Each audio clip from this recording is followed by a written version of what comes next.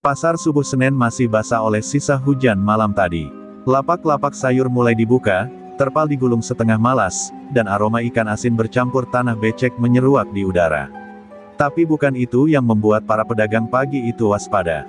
Ada suara langkah berat, ritmis, seperti ketukan palu di dada. Semua tahu, Bobby Topeng sudah datang. Bobby bukan nama asing. Di kalangan pedagang pasar, ia adalah mitos yang hidup. Bertubuh besar, berjaket kulit lusuh, dan wajahnya tak pernah terlihat, selalu tersembunyi di balik topeng hitam separuh muka yang menyerupai paruh gagak. Konon, ia memakai topeng bukan untuk gaya, tapi karena wajahnya menyimpan luka masa lalu yang membuatnya enggan melihat dunia. Tapi tak ada yang berani bertanya. Bobby adalah murka dalam bentuk manusia. Seorang pemuda pemilik lapak telur gemetar saat Bobby menghampiri. Ia buru-buru menyodorkan amplop coklat berisi uang keamanan. Bobby tak berkata apa-apa, hanya mengambilnya, menepuk pundak si pemuda keras, cukup keras untuk membuatnya sedikit terhuyung. Satu isyarat diam sudah cukup untuk menyampaikan bahwa kekuasaan Bobby tak bisa ditawar. Siapa yang belum setor? Tanya tangan kanannya, Ucok, sambil menatap tajam ke arah sudut pasar. Seorang ibu tua yang baru buka lapak tampak kebingungan menghitung uang recehan. Bobby mendekat, langkahnya mantap namun lambat seperti eksekutor menghampiri tiang gantung. "Woi, Bu, baru buka udah lupa adat." Suara Bobby berat, penuh tekanan. Ibu itu tergagap, "Maaf, Bang, saya belum jualan apa-apa hari ini. Anak saya sakit, saya." Belum sempat selesai, Bobby menyambar keranjang kangkung di depannya dan menendangnya. Sayur-sayur berhamburan ke tanah berlumpur.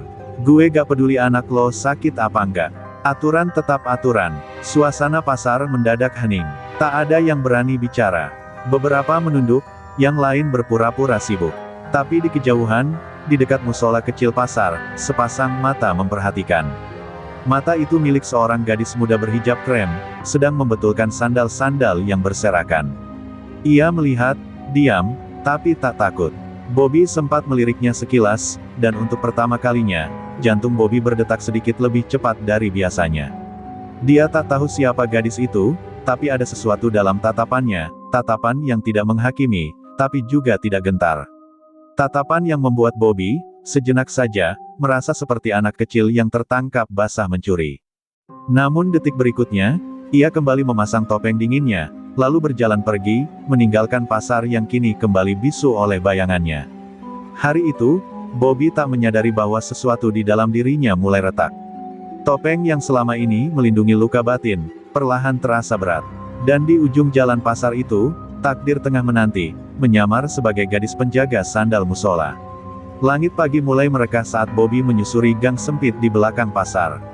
Langkahnya berat, bukan karena lelah, tapi karena sesuatu yang baru pertama kali ia rasakan, seperti tusukan kecil di dada yang belum ia mengerti. Wajah gadis berhijab itu muncul di pikirannya, bening dan tenang di tengah hiruk-pikuk pasar yang keruh. Siapa dia? Batinnya bertanya, namun gengsi menghalangi mulutnya untuk bertanya pada anak buahnya. Musola kecil di pinggir pasar selalu luput dari perhatiannya. Tempat itu hanya bangunan sederhana berdinding triplek dengan kipas angin tua yang bunyinya berderit tiap menit. Tapi pagi itu, Bobby berjalan lebih lambat saat melewatinya. Ia melihat gadis itu sedang mengepel lantai musola, rambutnya tersembunyi rapi di balik hijab, dan wajahnya teduh seperti embun pagi. Seseorang memanggilnya, Salma, sebuah nama sederhana yang langsung terpatri di kepala Bobby. Salma menoleh, tersenyum, lalu membantu seorang nenek masuk ke dalam untuk salat duha. Bobby berdiri diam, tersembunyi di balik gerobak roti. Untuk pertama kalinya, ia merasa asing di dunianya sendiri. Suara azan yang selama ini ia anggap sebagai latar belakang tak penting, kini terdengar lebih jelas, seolah menggema langsung di ruang hatinya yang berdebu. Namun, dunia Bobby bukan dunia putih seperti musola. Ketika ia kembali ke markas kecilnya di belakang kios ayam, Dullah, mantan bosnya yang kini jadi semacam penasihat gelap menegurnya. "Gue denger lo tadi gak nyentuh satu lapak baru. Ada apa, Bob?" Bobby terdiam. Ia ingin berkata bahwa hatinya tadi terasa aneh, bahwa matanya tak sanggup menatap perempuan itu sambil menakut-nakuti orang. Tapi lidahnya keluh, digantikan dengan gumaman singkat, "Bukan urusan lo." Malam harinya, Bobby memutuskan kembali ke pasar. Tidak untuk memalak, tapi diam-diam berdiri di ujung lorong dekat musola. Ia melihat Salma sedang mengajar anak-anak kecil membaca Iqra. Suaranya lembut, sabar, dan penuh kasih. Salah satu anak tertawa karena salah baca, dan Salma hanya mengusap kepalanya sambil tersenyum. Bobby tertegun. Dunia yang ia kenal tak pernah punya ruang untuk tawa atau kelembutan seperti itu. Saat itu, Ustaz Fadli muncul. Lelaki parubaya dengan jenggot rapi dan sorot mata tajam penuh wibawa. Ia menyadari kehadiran Bobby, tapi tak langsung menegur. Hanya menatap, dalam dan tenang. Bobby merasa kakinya lemas, seolah baru saja tertangkap basah mencuri waktu dari Tuhan. Tanpa kata, ia mundur, lalu berjalan cepat menjauh, topengnya terasa lebih pengap dari biasanya. Di kamar kontrakannya yang sumpek, Bobby membuka topeng dan memandangi cermin retak. Wajah kerasnya menatap balik, tapi ada kegelisahan di sana, seperti anak kecil yang ketakutan. Ia memejamkan mata, mencoba mengusir bayang senyum Salma. Tapi percuma, gadis itu telah menanamkan sesuatu di dalam dirinya, harapan. Dan Bobby tahu, harapan adalah sesuatu yang paling berbahaya bagi orang sepertinya. Hari-hari berikutnya, pasar terasa berbeda bagi Bobby. Ia tidak lagi datang dengan langkah mengguncang, tak lagi menyambar amplop dengan tangan dingin. Ia lebih banyak berdiri diam, mengamati dari kejauhan. Para pedagang bingung, anak buahnya heran, dan Dullah mulai curiga. Tapi Bobby sendiri tidak peduli. Dunianya kini memiliki poros baru, seorang gadis yang mengajarkan anak-anak Iqra di musola Reyot Pasar.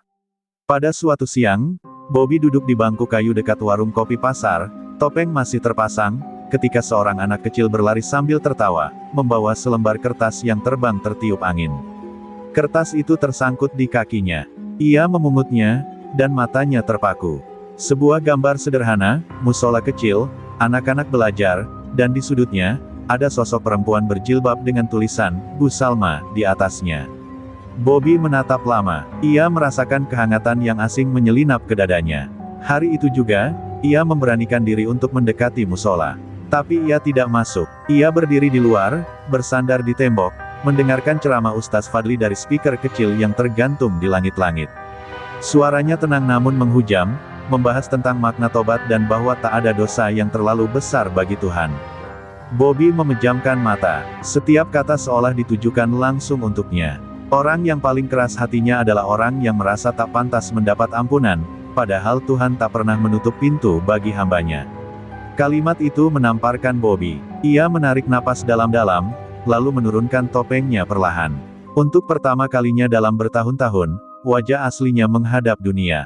Wajah keras dengan luka memanjang di pipi kanan, bekas pisau waktu remaja. Luka yang membuatnya memilih bersembunyi di balik topeng dan kekerasan. Salma keluar dari musola, membawa baki plastik berisi teh manis untuk jamaah. Ia terkejut melihat sosok Bobby berdiri tanpa topeng. Namun tak tampak takut, justru sebaliknya, ia tersenyum dan menyapa, "Mau teh, Bang?" Bobby gugup, mencoba menjawab, tapi suaranya serak. Ia hanya mengangguk dan menerima gelas teh dengan tangan yang gemetar. Salma tak bertanya siapa dia, tak menyebut masa lalunya, hanya duduk di sebelahnya, memandangi langit yang perlahan mulai memerah. Mereka tak bicara banyak hari itu. Tapi bagi Bobby, itu adalah percakapan paling penting dalam hidupnya. Keheningan yang hangat, senyap yang menyembuhkan. Untuk pertama kalinya, ia merasa dilihat bukan sebagai preman atau ancaman, tapi sebagai manusia. Bukan karena wajahnya, tapi karena niatnya untuk berubah. Malam itu, Bobby berdiri di depan cermin dengan wajah telanjang. Ia menyentuh bekas luka di pipinya dan bergumam lirih, "Mungkin Tuhan masih sayang." Dan dengan tangan gemetar, ia menggantung topengnya di dinding. Bukan karena luka itu hilang, tapi karena ia ingin mencoba hidup tanpanya, meski hanya satu hari. Pagi itu, Bobby bangun lebih awal dari biasanya. Tidak ada suara teriakan atau langkah kasar di pasar, hanya kicauan burung yang entah sejak kapan mulai terdengar di telinganya. Ia duduk lama di ujung tempat tidurnya, menatap topeng yang tergantung di dinding seperti hantu masa lalu. Dulu, benda itu adalah pelindung, atau lebih tepatnya, tameng untuk menyembunyikan semua rasa sakit. Tapi kini, topeng itu tak lebih dari simbol kebencian yang mulai ia tinggalkan. Namun, meninggalkan dunia lama bukanlah perkara mudah. Di pasar, kabar Bobby tanpa topeng menyebar cepat. Anak buahnya mulai gelisah, mereka takut kehilangan figur yang selama ini mereka andalkan untuk menakuti. Ucok, yang paling setia padanya, menarik Bobby ke pojokan warung kopi. "Lo kenapa, Bang? Orang-orang jadi mikir lo udah lembek. Lo mau dihajar kayak preman-preman kampung itu." Bobby hanya menatap kosong. "Gue capek, Cok. Capek hidup kayak binatang terus." Ucok tidak mengerti, dan Bobby tak punya cukup kata untuk menjelaskan. Ia memilih berjalan menjauh, meninggalkan Ucok dalam kebingungan dan kemarahan. Tapi Bobby tahu, itu harga yang harus dibayar. Hati yang mulai lembut ternyata lebih sulit dipertahankan daripada wajah yang keras. Ia mulai menyadari, tobat bukan sekadar berhenti melakukan dosa, tapi juga melawan orang-orang yang ingin menyeretnya kembali ke dalamnya. Salma, yang kini sering ia temui di musola, juga mulai merasakan perubahan itu. Suatu sore, mereka duduk berdua di serambi musola. Salma bercerita tentang anak-anak yatim yang akan mereka ajak berkunjung ke panti asuhan minggu depan. Bobby mendengarkan dengan seksama, mencoba memahami dunia yang selama ini tak pernah ia sentuh. Namun, tatapan Salma hari itu berbeda, ada kekhawatiran di dalamnya. "Bang Bobby," katanya pelan, "kalau abang mau berubah, jangan setengah hati. Dunia abang pasti gak suka, tapi Tuhan selalu lihat usaha hambanya." Kalimat itu menusuk dalam. Bobby pulang malam itu dengan kepala penuh suara. Suara Salma, suara Ucok, dan suara masa lalu yang terus membisikkan bahwa ia tak pantas berubah. Di kamar sempitnya, ia teringat wajah ibunya, yang meninggal ketika ia masih muda, dibunuh oleh rentenir karena hutang. Dendam itulah yang membentuk Bobby jadi binatang pasar. Tapi sekarang, ia justru muak dengan semua itu. Luka lama itu kini berubah jadi beban yang ingin ia lepaskan. Besok paginya, Bobby datang ke musola membawa sekotak besar nasi bungkus. Ia menyodorkannya ke Salma dengan canggung, "Buat anak-anak yang mau ke panti." Salma tersenyum, tapi di balik senyum itu ia bisa melihat air mata yang tertahan. Bukan karena sedih, tapi karena haru. Bobby menunduk. Baru kali ini ia merasa benar-benar laki-laki, bukan karena kekuatannya, tapi karena keberaniannya untuk lembut. Namun dari kejauhan, mata lain mengintai. Dullah, yang diam-diam, memperhatikan perubahan Bobby, mengepalkan tangan di balik kios kosong.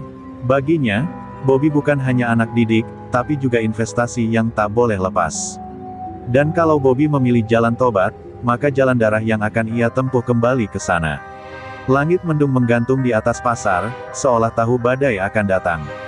Bobby berdiri di depan musola dengan senyum kecil, menyalami anak-anak yatim yang datang untuk naik mobil sewaan menuju panti. Ia bahkan sempat mengangkat salah satu bocah yang kakinya pincang ke dalam mobil. Salma memandangnya dengan bangga, senyumnya menguatkan, namun matanya penuh kekhawatiran. Ada firasat dalam dirinya, sesuatu yang buruk sedang mengendap. Ketika rombongan berangkat, Bobby kembali ke kios kecil dekat warung kopi. Tapi sebelum sempat duduk, 3 orang bertubuh besar menghalangi jalannya. Salah satunya, lelaki berkepala plontos dengan tato kalajengking di leher, mendekat dan menyeringai. "Gua denger lu sekarang jadi pengasuh musola, Bi." Ejeknya tajam. Bobby hanya menatap, matanya tenang tapi siaga. Ia mengenali mereka, anak buah Dullah dari luar kota. Tak lama kemudian, Dullah sendiri muncul. Pria tua berwajah kasar itu berdiri dengan senyum sinis, tangannya menggenggam tongkat besi. "Lo pikir bisa keluar dari dunia ini cuma karena dapat senyum manis anak ustaz?" katanya. "Lo lupa siapa yang angkat lo dari jalanan, Bi." Bobby menghela napas. "Gue gak lupa. Justru karena itu gue gak mau jadi lo." Dullah tak suka jawabannya. Dalam sekejap, tongkat itu diayunkan, menghantam sisi rusuk Bobby. Pertarungan tak bisa dihindari. Bobby, meski sudah meninggalkan kekerasan, masih tahu cara bertarung. Ia menahan serangan, membalas seperlunya, tapi kalah jumlah. Tubuhnya dihantam berkali-kali. Pedagang yang biasa takut padanya kini hanya bisa menonton dari jauh, tak ada yang berani membantu. Musola tak jauh dari situ, tapi Salma belum kembali.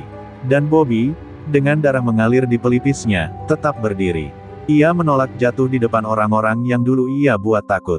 Setelah puas, Dullah meludah ke arah Bobby yang terhuyung. "Lo inget, Bi, lo bukan siapa-siapa tanpa topeng itu." Lalu mereka pergi, meninggalkan Bobby berlutut di genangan air, dadanya sesak bukan karena luka, tapi karena kenyataan, menebus masa lalu selalu datang dengan harga. Salma tiba beberapa menit kemudian. Ia berlari begitu melihat tubuh Bobby tergeletak di dekat tangga musola.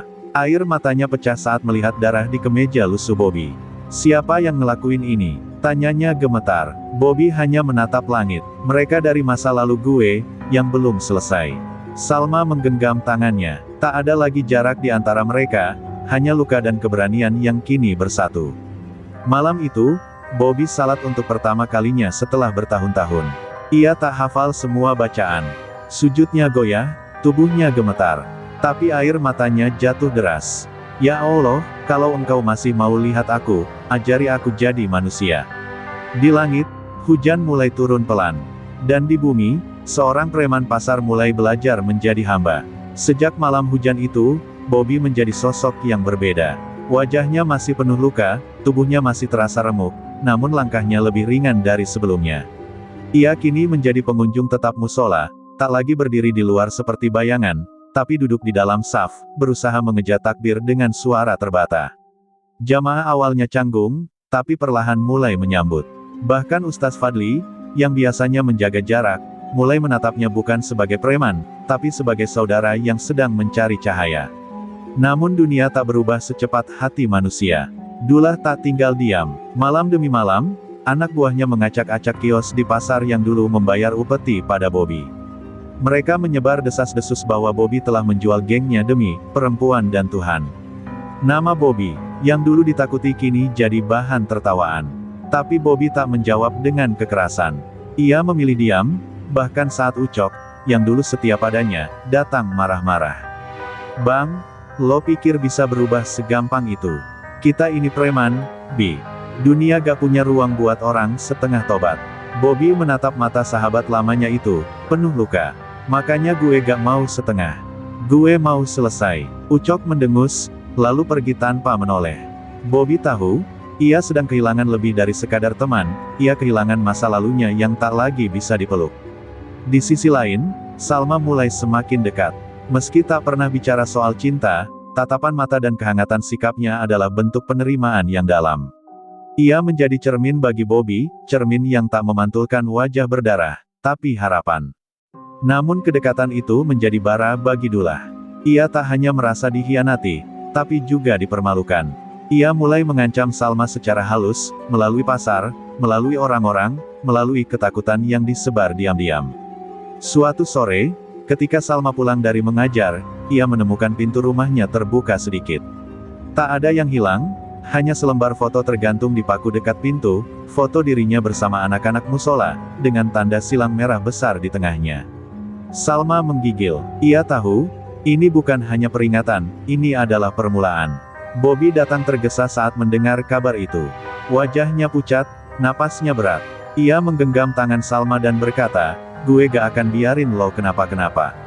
Tapi Salma hanya menggeleng, "Bang, ini bukan soal aku. Ini ujian buat tobat abang.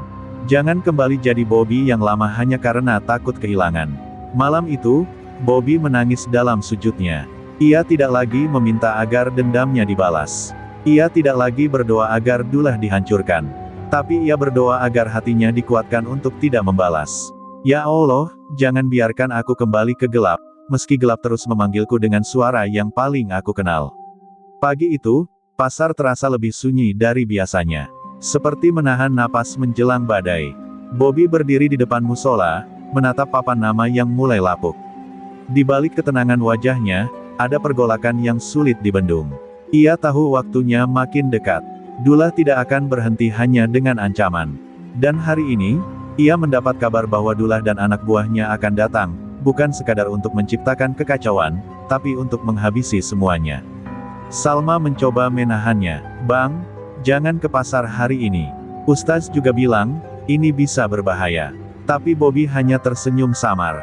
"Justru karena bahaya itu ada, gue harus datang. Gue yang bawa badai ini, gue juga yang harus matiin."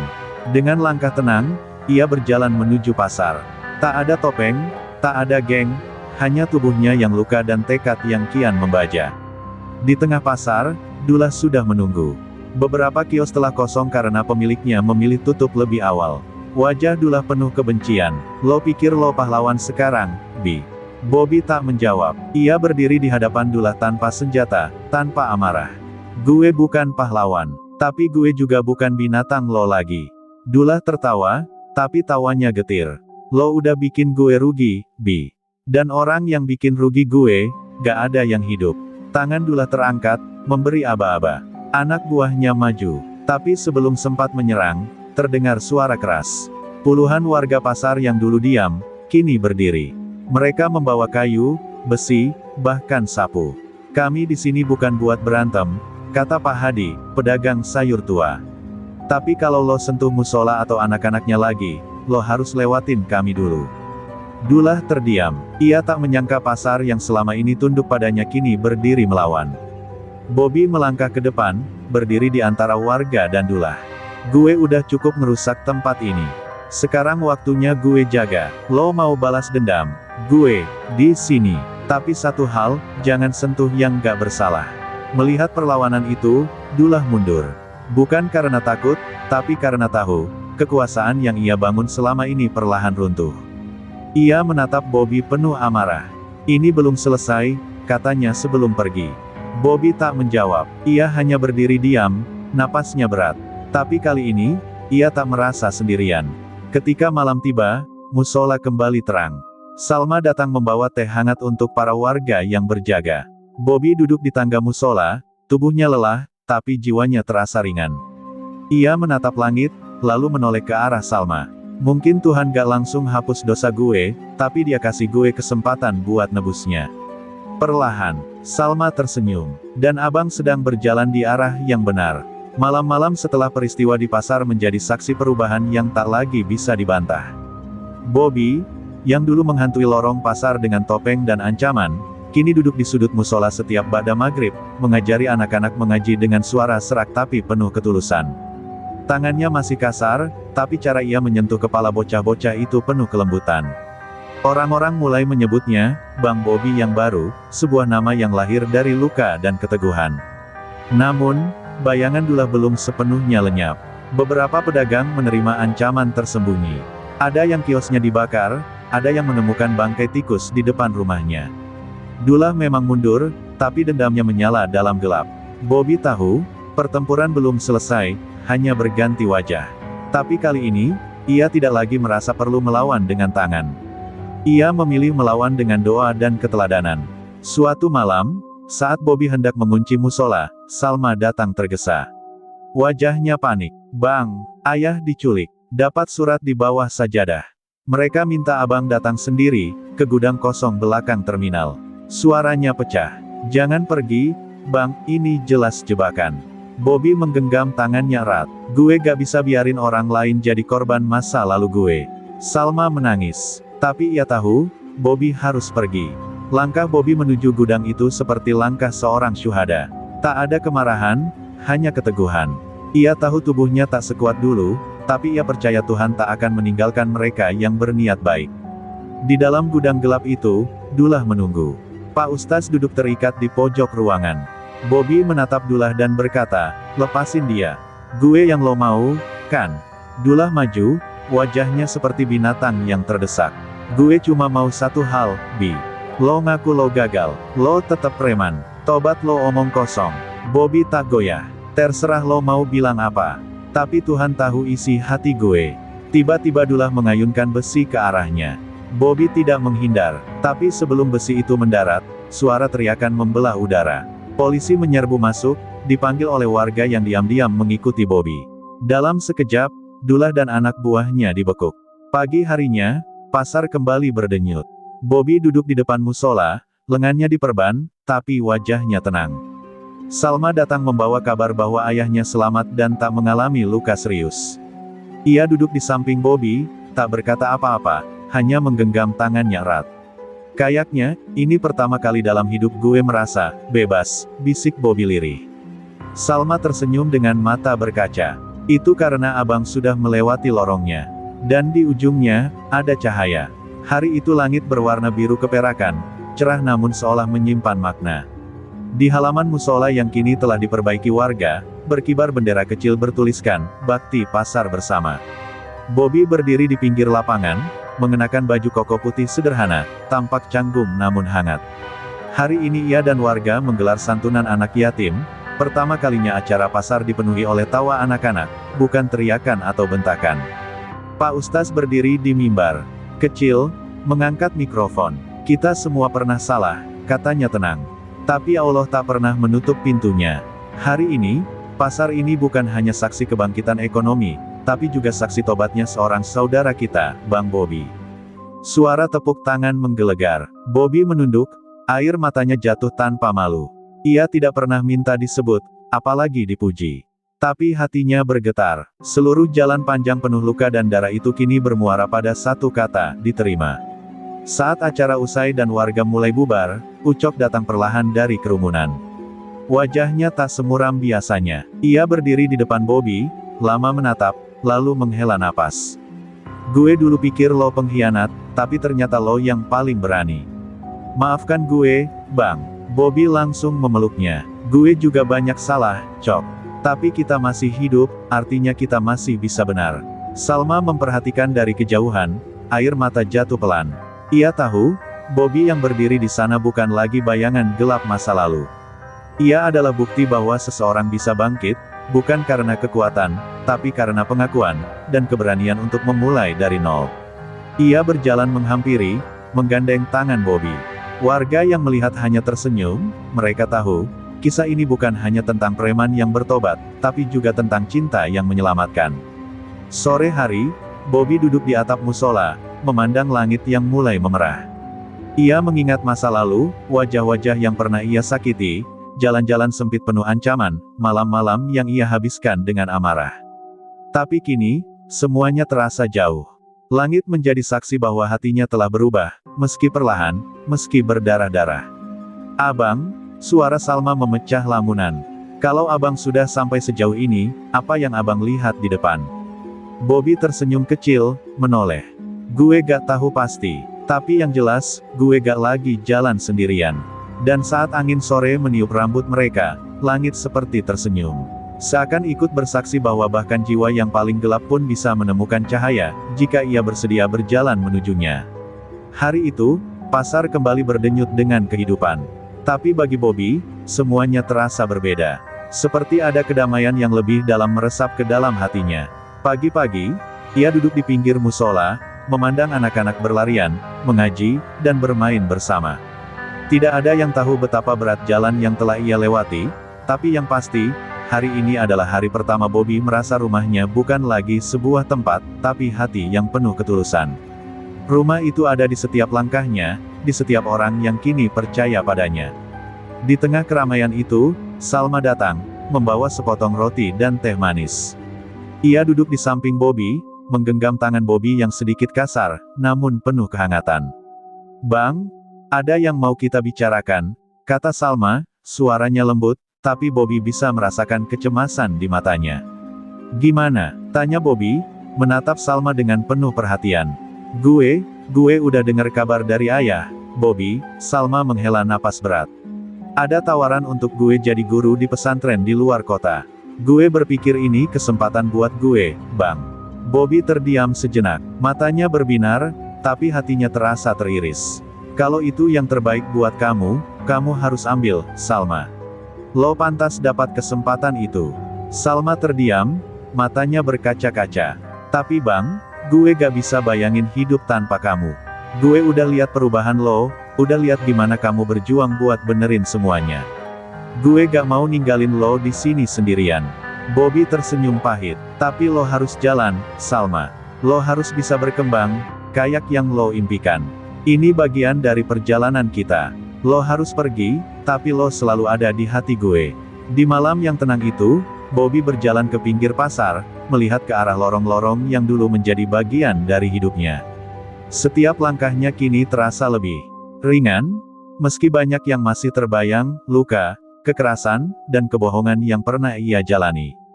Tapi semua itu telah ia lepaskan. Ia tahu bahwa Tuhan telah mengampuni, dan yang terpenting, ia telah mengampuni dirinya sendiri. Beberapa minggu berlalu, dan hari keberangkatan Salma tiba. Di stasiun, Bobby mengantarnya. Mereka berdiri dalam hening, menatap kereta yang sudah siap berangkat. Salma memeluk Bobby erat, air mata menetes di pipinya. Gue akan selalu ingat semua yang lo ajarin, Bobby. Semua perjuangan, semua ketulusan hati lo. Bobby menatapnya dengan penuh kasih. Lo bisa jadi siapa aja yang lo mau, Salma. Gue cuma pengen lo bahagia. Kereta mulai bergerak, dan Bobby berdiri di tempat yang sama, menatap bayangan Salma yang semakin menghilang. Ia merasa lega karena ia tahu, perjalanan hidupnya masih panjang, dan kini ia tak lagi berjalan sendiri. Beberapa bulan setelah itu, pasar yang dulu gelap dan penuh ketakutan kini penuh dengan harapan. Bobby masih di sana, mengelola musola, mengajari anak-anak, dan melayani orang-orang. Namun, ada sesuatu yang berbeda. Setiap langkahnya kini dipenuhi dengan tujuan yang lebih besar, menjadi saksi bahwa tobat bukan hanya tentang menyesali, tapi tentang melangkah dengan penuh keberanian menuju jalan yang benar. Suatu sore, ketika matahari terbenam, Bobby berdiri di atas tangga musola, menatap ke arah pasar yang kini dipenuhi dengan kedamaian. Ia tersenyum. Akhirnya, aku pulang ke rumah yang seutuhnya. Rumah yang tak terbuat dari dinding, tapi dari hati yang selalu terbuka. Pasar subuh Senin masih basah oleh sisa hujan malam tadi. Lapak-lapak sayur mulai dibuka, terpal digulung setengah malas, dan aroma ikan asin bercampur tanah becek menyeruak di udara. Tapi bukan itu yang membuat para pedagang pagi itu waspada. Ada suara langkah berat, ritmis, seperti ketukan palu di dada. Semua tahu, Bobby Topeng sudah datang. Bobby bukan nama asing. Di kalangan pedagang pasar, ia adalah mitos yang hidup. Bertubuh besar, berjaket kulit lusuh, dan wajahnya tak pernah terlihat, selalu tersembunyi di balik topeng hitam separuh muka yang menyerupai paruh gagak. Konon, ia memakai topeng bukan untuk gaya, tapi karena wajahnya menyimpan luka masa lalu yang membuatnya enggan melihat dunia. Tapi tak ada yang berani bertanya. Bobby adalah murka dalam bentuk manusia. Seorang pemuda pemilik lapak telur gemetar saat Bobby menghampiri. Ia buru-buru menyodorkan amplop coklat berisi uang keamanan. Bobby tak berkata apa-apa, hanya mengambilnya, menepuk pundak si pemuda keras, cukup keras untuk membuatnya sedikit terhuyung. Satu isyarat diam sudah cukup untuk menyampaikan bahwa kekuasaan Bobby tak bisa ditawar. Siapa yang belum setor? Tanya tangan kanannya, Ucok, sambil menatap tajam ke arah sudut pasar. Seorang ibu tua yang baru buka lapak tampak kebingungan menghitung uang recehan. Bobby mendekat, langkahnya mantap namun lambat seperti eksekutor menghampiri tiang gantung. Woi, Bu, baru buka udah lupa adat. Suara Bobby berat, penuh tekanan. Ibu itu tergagap, maaf,